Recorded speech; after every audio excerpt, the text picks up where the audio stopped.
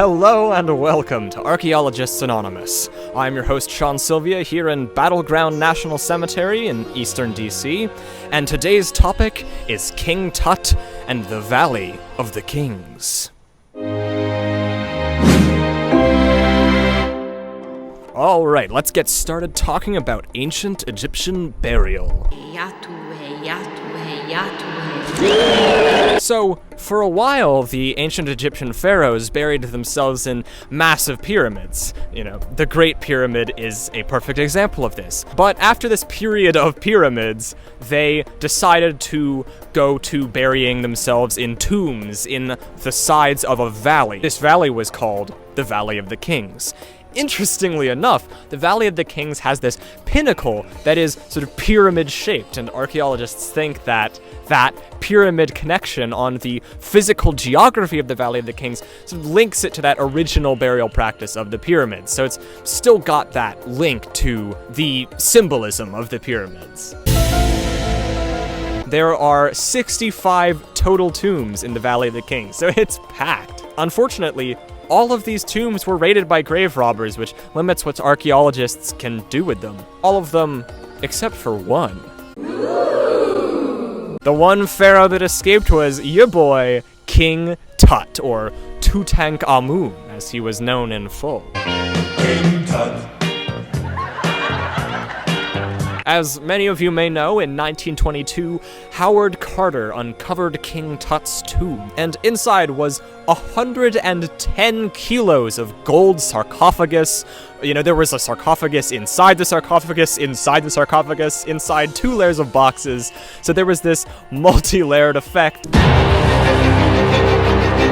You know, the boxes were covered in gold leaf, there were grave goods everywhere, it was packed with golden artifacts, it really made a fantastic discovery. You know, as we archaeologists would call it, it is in situ, which basically means it looks just like it did when the ancient people left it. Okay, so why were a bunch of ancient Egyptian kings buried in the side of this one particular valley? Why are they making tombs for themselves? What's the point? Wanna know what's going on?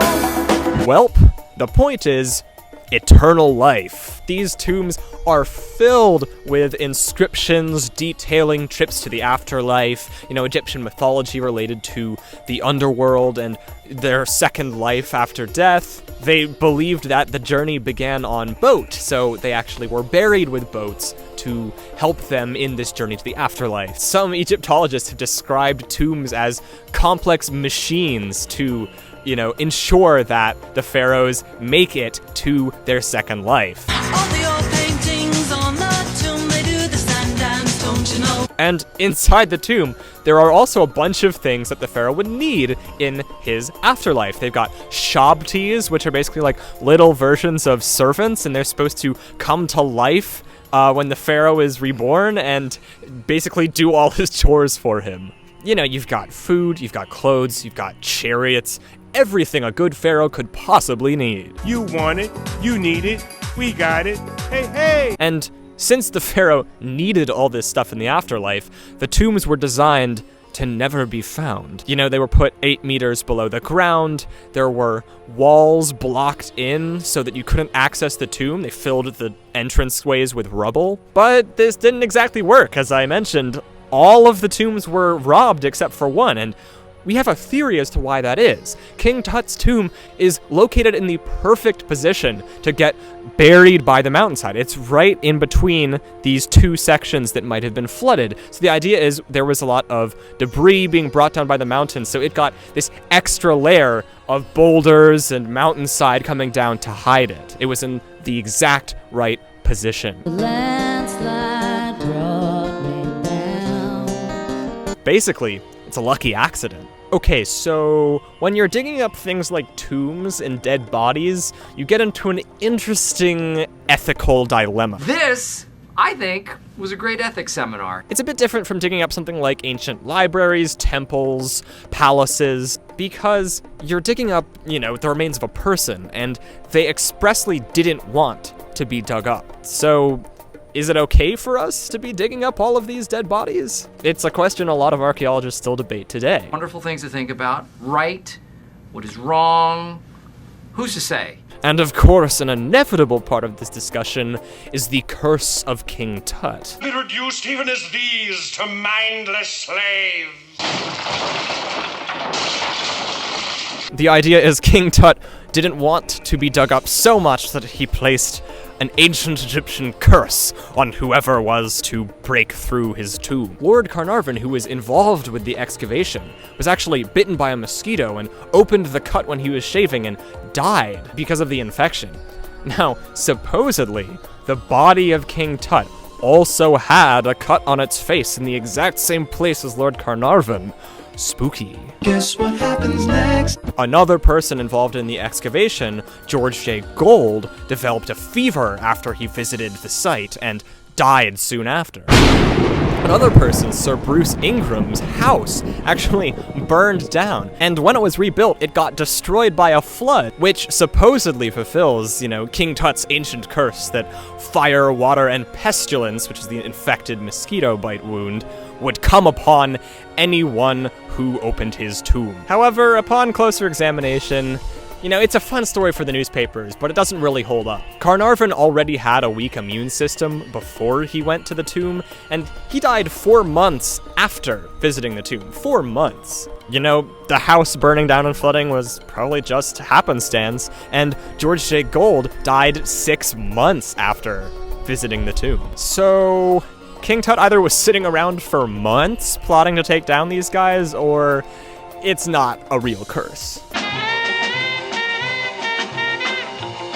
Another theory that people have come up with is that the air in the tomb was filled with sort of ancient toxic air and fungus because it had been sealed off for so many years. But none of the deaths were really related to toxic air, so it doesn't really satisfy as an explanation to King Tut's curse. I know, it would be way more fun if the curse was real, but, as archaeologists, we have to search after the truth. So, what else was in this tomb?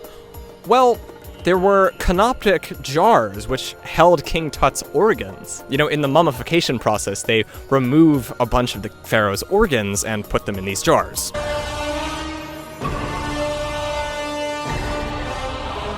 Interestingly, there is evidence that the canoptic jars were originally intended for Meritaten, King Tut's sister. You can actually see where King Tut's name was written over her cartouche, which is the pharaoh's royal names, the cartouche. And some of the genders were swapped out on inscriptions within the tomb goods. So there's possible evidence that King Tut's older sister, Meritaten, served as pharaoh at one point, and these grave goods were intended for her. It's really a mystery, and archaeologists are still working on figuring out what's going on there. It's a mystery. Oh, it's a mystery. Anyways, King Tut's tomb is pretty small as they come. His tomb was made in a hurry because he was just a boy when he died. He was 19. It really wasn't expected. So, unlike other pharaohs, he didn't have years or often decades to prepare for his death. We can actually tell from the decorations in the tomb that it was decorated in a hurry. So it's really amazing to think that this sort of slapdash tomb, filled with all these incredible gold artifacts, is actually on the lower scale end of ancient Egyptian tombs. The bigger ones, like the one for Ramses IV right there, is way more upscale, and it's much larger. The hallways go back further, there's many more rooms. Just imagine the amount of gold and, fine goods that were put into that tomb. This is one of those moments where me as an archaeologist gets really angry with grave robbers, having taken all that away and probably melted it down, which is the worst case scenario for us. Ugh, I really want to see what Ramses IV's grave goods looked like. Egyptian pharaohs' tombs do contrast with those of American presidents. In ancient Egypt, the state paid for the pharaoh's tomb, but in America, the president becomes a private citizen when he leaves office. The original plan was actually to bury George Washington in a marble pyramid in the middle of the Capitol building, but Washington decided against it and was buried on his personal property at Mount Vernon. Washington, Washington. So it's a very clear sign that America is a democracy. This is a different country than ancient Egypt, where they had total rulership and the tombs were paid for by the state. Here, presidents become private citizens and are buried on their own property or on their own gravesite. George Washington's record is really far from spotless, but you can say that one of the good things he did was giving up his power. I love democracy. I love the Republic. And the evidence of that is, unlike the Egyptian pharaohs, he's not buried here in a public building. I have one last question for today's video. Are you ready, kids? Are ancient Egyptian tombs monuments? Because monuments are very much intended for public viewing, right? They're a performative architecture. They're monumentalizing something, and they're designed to be seen. Ancient Egyptian tombs were sealed off from the public, and they were never intended to be reopened. You know, how did people in ancient Egypt see it? Because, you know, a lot of people in modernity, since the tombs are open access to us, see it as a monument, but did they see it differently? You know, is the valley itself the monument with its symbolic pyramid geology? You know, is the whole west side of the Nile the land of the dead? Is that whole side of the Nile itself symbolic, a monument to the life and rebirth cycle that the pharaohs are centered around? It's really hard to say. And I think all of these questions about what everything meant and what it means to us and what the differences are why we're so interested in these tombs today, why we're so captivated. You know, it doesn't hurt that it's filled with, you know, hundreds of kilos of gold, right? But I do think that these fundamental questions about life and death and meaning are very interesting and at the heart of our interest in tombs. You know, we're so fascinated by this that if you go to graveyards today, you'll often see ancient Egyptian-inspired grave markers like obelisks, sometimes even pyramids. It's very clear that the symbolism forged in ancient Egypt about life and death is still just as powerful today as it was thousands and thousands of years ago then.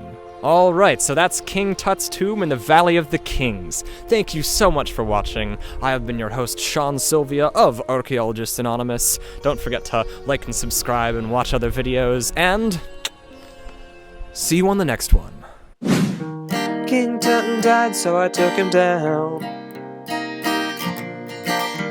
to the tomb with gold around, and I saw to it that tomb had covered doors, and the landslide hit him more.